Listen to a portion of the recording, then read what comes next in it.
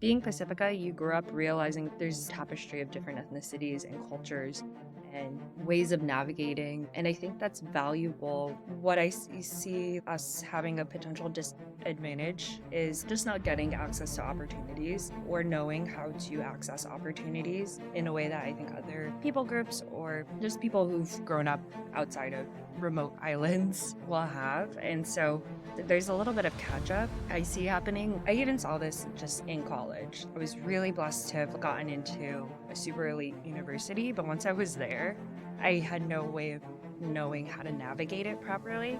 That's why I think it's super, super important to having events like the ones that we're putting on just so we can connect folks over the past couple of years where I was like, how do I bridge everything that I love about Hawaii and me wanting to go back home and help people there and my tech career? And they felt very at odds with each other.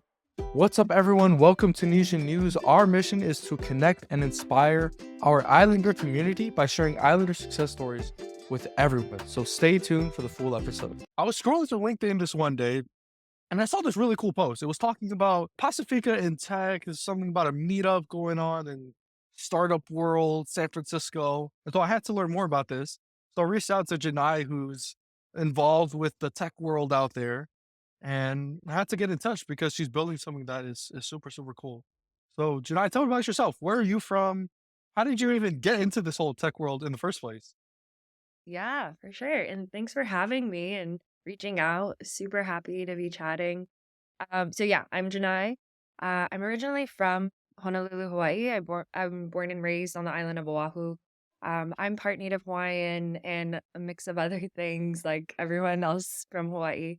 Yeah. And I've actually been away from home for probably over 12 years. I left to go to college, and I moved 5,000 miles away from home to Boston for undergrad. And I've just been working ever since. So I've been in, my background is in consulting originally, and then I pivoted into tech, and I've been in San Francisco for the past 5 years. And currently, I'm a product manager at Amazon. I focus on their smart eyewear products, and it's something completely new to me, but I've been there for the past 3 years and have been loving it ever since. And excited to continue my future in tech. Yeah. Really want to dive into when you moved away from home because I think I came through a similar experience and I first found out I was coming out to Northwestern. I was super excited. I'm from Vegas. And so all I know is like the warm summer heats. And so I move out and I experienced winter for the first time. And of course, that's super tough. But the hardest thing about moving out, not only was it like keeping up with school, taking care of myself, all the things that goes into college and like your first year of college, but it was also the first time where I was the only Tongan. And that feeling of being the only one, that was super, super lonely for me. How was that journey for you going to Harvard? Yeah. Yeah, it was a big culture shock for sure. Like yes, weather was like a huge shock, but it was also just like being in this elite academic environment was very jarring for me. Also like just being around like very high levels of wealth, it was very jarring for me too, and I think a lot of people experience that when they go away for college. Luckily, I wasn't like the only Hawaiian at Harvard. There's like a small group of us, and we actually have a Hawaii club there, and that I credit that group of people for like really helping me transition during my time going there. But yeah, I had some close friends from my high school actually going with me, so I was really happy to have gone through that experience. But we each navigated it like I think very differently. Like we joined different groups and kind of found our niche elsewhere. But yeah, it was a transition. And I think you don't realize kind of some of the things that you take for granted being at home or, wherever you grew up. Like in Hawaii, everything's super multicultural. You don't really think necessarily about what your identity is. And then you get thrown into this completely new environment and you're like, oh, like this I don't talk or act or like operate like how everybody else is. And yeah, it's definitely a huge switch. Yeah. And then how did you take that into the professional world? like after you graduated, you take this education and then you take your culture and then you go into consulting. How was that for you? Yeah. I think the way I like to think about it now that I'm like 8 years into my career, I don't think I would have necessarily known this earlier, but like looking back, I don't think I thought about my cultural identity for the first like 4 to 6 years in my career. I think for me, I was just trying to figure out like how to establish myself, how to navigate like my early years in my career. So when I was doing consulting, being from Hawaii and like my Hawaiian identity wasn't a huge piece of it. And I kind of like pushed it away. And it wasn't really something I talked to people about or whatnot. And I lived in Dallas also, Dallas, Texas, and that was another really interesting cultural shift too for me. But I think it was really when I joined Amazon and I felt like I had grinded for like a couple years and had hit these kind of career milestones of like getting promotions and pivoting into product management. And I felt like very, I think, disheartened a little by the end of the couple of years. Like, yes, I was hitting these milestones, but I felt like, all right, what I feel like I'm totally lacking this connection and connection back to home and connection back to like a greater purpose and things that I had dreamed of doing when I like moved away from home and said I would do to help Hawaii and everything like that. So there was this big disconnect, I think, happening over the past couple of years where I was like, how do I bridge everything that I love about Hawaii and me wanting to go back home and help people there and like my tech career and they felt very at odds with each other. And so I think what had really helped and was a huge aha moment was um being able to join the Pasifika ERG um, at Amazon. I was actually and am a founding board member. And so it was started by someone named Sage Kealohi Lenny Kiamno, and she was the founding president. She brought me on, and I'm super thankful for that because that's how I started to get connected to other Pacifica folks at Amazon, people from Hawaii, also outside of Hawaii, and started to realize, oh, there is like an actual community of Pacifica folks that are also trying to navigate this crazy big tech community and tech world in their own careers. And we're also trying to bridge this gap. And like it just gave me this sense of community that I'm super excited to like continue to pour into. How did you find that group in the first place? Like when you first got there, did they come to you? Did you go to them? I think so I'll credit Sage for this, and she is, like, truly a connector. She, like, reached out to me, I think, on Slack, and she just added a bunch of native Hawaiians into a tiny Slack channel at Amazon, and I'm pretty sure there's, like, 15 or 20 of us. But that was really the connecting point, and I was like, "Oh my goodness, there are people from my high school at Amazon, like, I had no idea," and, like, all of these things, and it was just this, like, light bulb moment that there was more than just, like, me in my like organization. Um, and so that was the starting point. So Sage was the connector. And then she said she wanted to start this board. And I was like, I'm all for this. I want to join. I want to, grow this community.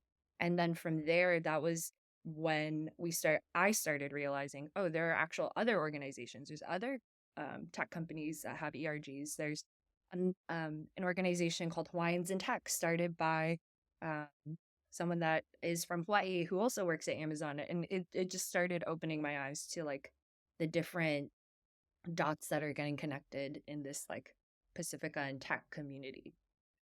And then how did the genesis of that idea turn into, okay, now we want to put on this event to gather all of these cool people who are all in tech, all Pacific Islanders?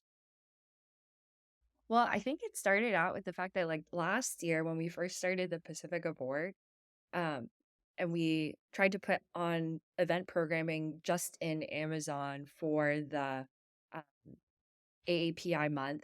We we were putting together these events and the turnout was like not like that big, I think, for some of our events. We or like when we had an in-person event for Amazon employees, it was majority non like Pacifica folks coming to these events. So I think that was a aha moment for me that like it's really hard. And I heard this anecdotally from other people in big tech companies is that their ERG groups are just not that big for like Pacifica folks.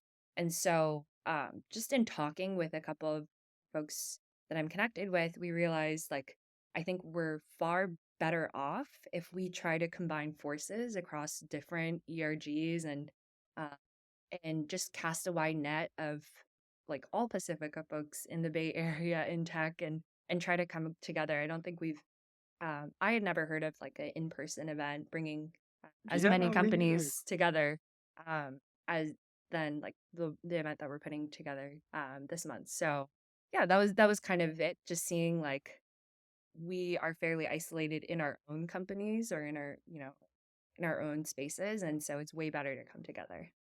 I'm curious as you've been putting this whole thing together, what's the hardest part? Yeah. I think the it was more about like getting buy-in from different groups and trying to figure out who are we going to collaborate with.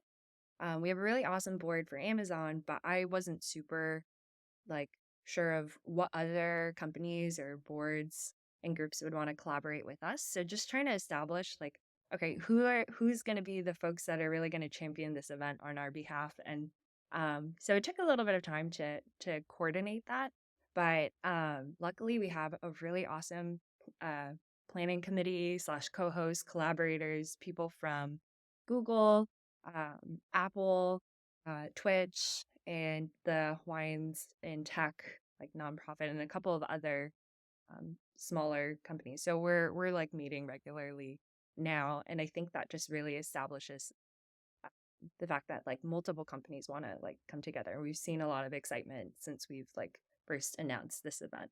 Yeah.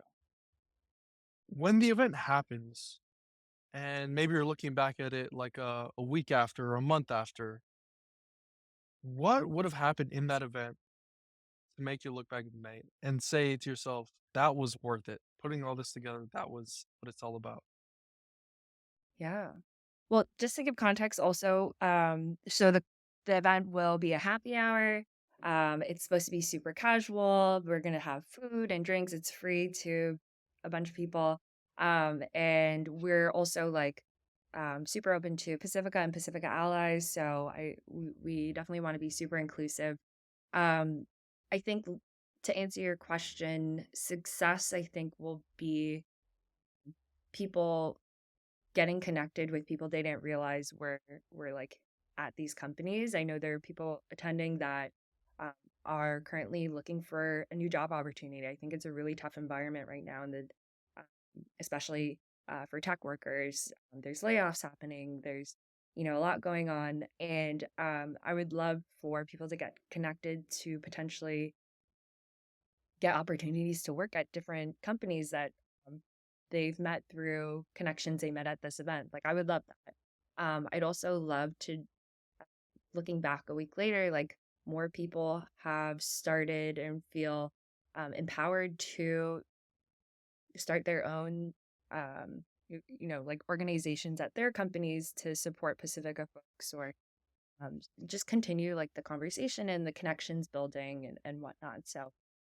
I don't have like super specific like we must hit this or we must hit that. I just want to bring out like as many people as possible and everyone have a good time and just talk story and like get to know each other. Yeah. And what does the future look like for events like this? Specifically, like for you, what are you trying to do with this moving forward? Yeah. Well, I'm actually going to be leaving Amazon soon, like in the month. So I'm going to be passing the torch on to, whoever is currently on the board and potentially new board members. I'm going to be going to grad school and pursuing my MBA Oh, this fall. congrats. Thank you. But I like even during my time in grad school, I really hope that this becomes like an annual thing where we can bring people together every single year and maybe it can be bigger and just continue the community building because I think a lot of it's yeah, it's hard to build community just online and just through LinkedIn or whatnot. I really love just meeting people in person and just building that opportunity for others to come together. I'm curious, where are you going for school? I'll be going to Stanford. Awesome. Wow. So you're still stuck in Cali. That's good. That's good. Yeah, yeah, won't be Yeah, moving too far. that's awesome. Man, it's kind of crazy because actually the last week I just met he's a Kellogg grad, a Tongan Kellogg grad. And the way I found him was just like on LinkedIn. But the reason I tell this story is because it's so cool to see all of these Polynesians, Pacific Islanders going to these top schools and doing super cool things because I never knew they were out there before. And I think it's stories like yours, Janai, and especially the events like these where we really get to see people who are out there doing it and the spotlight that's on these successful people who are doing cool things in tech or business or whatever they happen to do. I think that's awesome. Totally. Yeah. No, I totally agree. I think it's really inspiring getting to see people kind of achieve different milestones or different, be able to, you know, really navigate their careers in tech. Because I think growing up in Hawaii, that wasn't something that I had a ton of visibility into of like what it meant to have a tech career. Um, and so there's just I was just looking at like all the people that have RSVP'd so far. And I was kind of looking through some of their LinkedIn profiles, and we have such a diversity of people in tech and from different companies. Like there's probably like 20 or 30 different companies, it seems like, that are that people work for, and so many different roles from UX designers to software engineers to product managers and people on the ops side and program side. So getting that visibility of what is out there and what people like us have been able to achieve, even though it might not have been like super clear growing up, I think is like one of the best things that I think events like this can do. Yeah. What strength do you think we as Pacific Islanders bring into the business world or the tech world? Ooh, that's a good question. I want to hear your answer too because I think that's a good question. Mm, I think it's probably having like I would say it growing up in like a diverse environment, w- like in Hawaii and I think many other places. There you grow up like being Pacifica, you grow up realizing there's this like tapestry of different ethnicities and cultures and ways of navigating. Um, And I think that's valuable when you come into like a corporate or tech role because you have to think about, especially a product role, because you have to constantly think about like the diversity of customers that you're trying to serve. And um, having that exposure growing up, I think like really helps me and reminds me of like, all right, we're not just creating products for one type of customer. We're, there's a diversity of people, body sizes, ages, you know, abilities, and that we have to like create products for. So that's like one piece. But curious what you think. Yeah, I think I'd probably say it has to do something with storytelling because I think that's something that we are super good at. And it's just how we've passed on our history for ages. But the reason I think storytelling is so powerful is because people connect with them. Like, you can throw me all these graphs, you can show me all these slides, and they're super fancy. And I'll forget all of that the next day. But if you tell me just one super impactful story, that thing will stay with me for years. And when you're in tech and you're writing all this code, it's like, okay, you have all the code and that's nice to look at and it works fine. But it's when you can like put that code up and tell a story with it and to actually like take the customer on this story from problem to solution. I think that's where the power is in the culture. Totally. Yeah. I agree. I think also what I realize in a lot of work, even in tech, is like um it's it's it can like hard skills are important, but also like the ability to connect with people is really important too. And like build alignment and like build positive relationships in the workplace. And that's how you can like really move things forward. And yeah, I think a part of storytelling is also being able to like find connections with people, which I think we're really good at too. Yeah, no, that's actually a very good point. I want to hit this at another angle too. What do you think is a weakness that our culture might bring into the business world or the tech world? Hmm.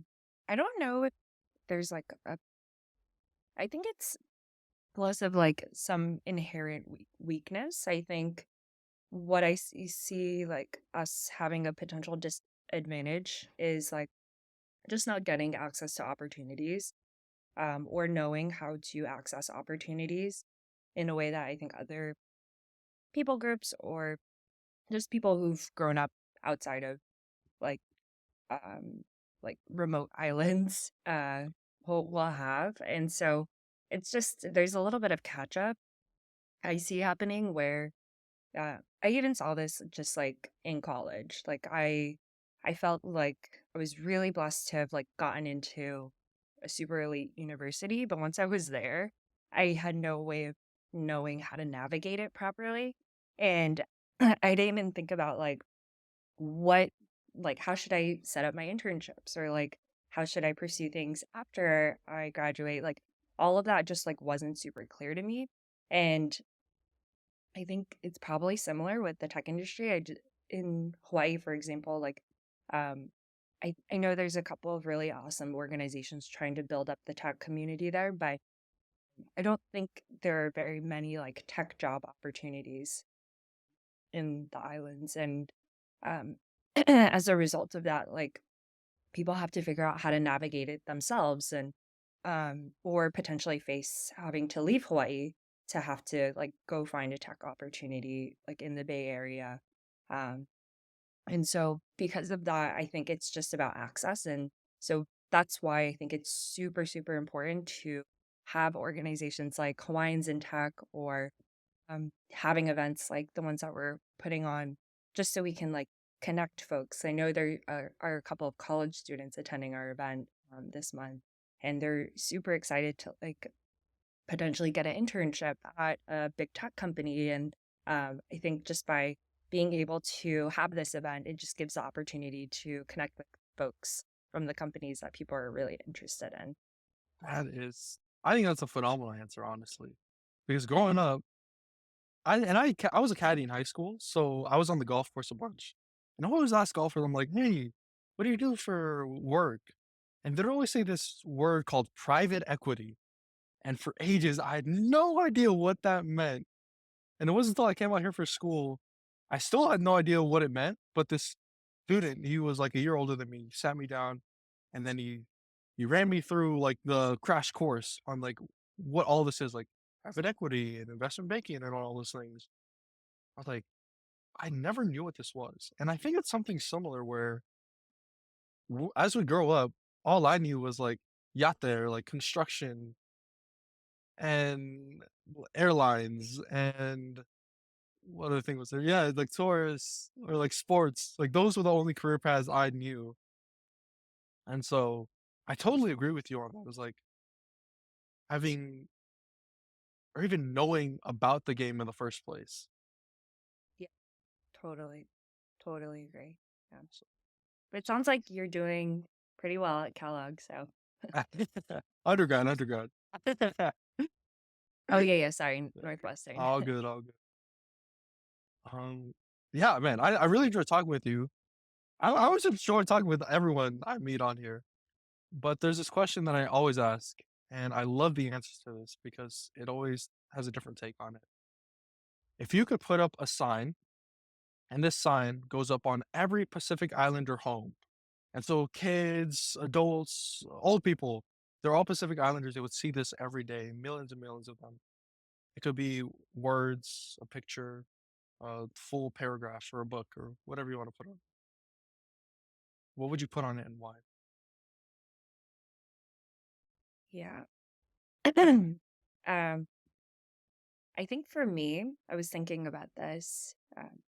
I think for me, what would be most meaningful to see like on a sign on everyone's yard would be the word Kuleana. So it's a Hawaiian word, it means responsibility. And I think growing up, I realized or we're taught just the importance of knowing one's responsibility, whether that is to your family or to your community or to yourself. Um, and I think everyone's kuleana is different, right? It's based on your strengths, your personal experiences, your passions and interests, and also where you've been rooted, because not everyone's going to be rooted at where they grew up. Some people will find themselves very far from home. I think because of all of those things, figuring out what your kuleana is and how you want to live that out and uphold your responsibility to the the people that matter most to you, I think is something that we should always be reminded of. And it's just something I think so deeply rooted in my Native Hawaiian identity, and I think like in other Pacifica cultures as well. That's awesome. Thank you so much, Jenai. If someone wants to reach out to you, support what you're doing, come to the event, how do they do that? Yeah. Maybe we can link the event link Yeah, yeah. with Put this it in the description. recording, but folks can definitely reach out to me on LinkedIn. We've been circulating the event there. But yeah, I think those are the main ways. Awesome. Yeah. Thank you so much for your time. It was a great talk with you. Of course. Hey, you made it. Thanks for listening to this Islander success story. If you want more of these, head over to Nesian.news. Sign up for our newsletter. We'll send you an email every single time we put an Islander success story out there. And remember, our mission is to connect and inspire Islanders around the world.